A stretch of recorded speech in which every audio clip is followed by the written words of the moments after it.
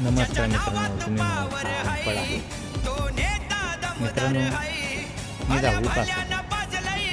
1993-94ला मी 10वीची परीक्षा दिली आणि 10वी पास झाली.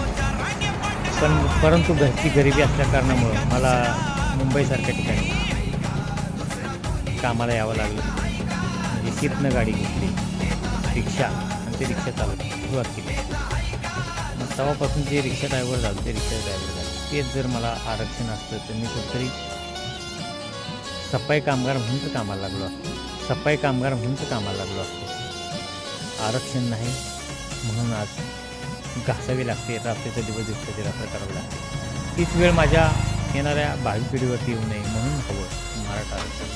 मित्रांनो, आपल्या सर्वांना मिळेल मराठा आरक्षण. सर्वांनी आम्ही सर्वजण आपल्या सर्वांच्या मराठा समाजाच्या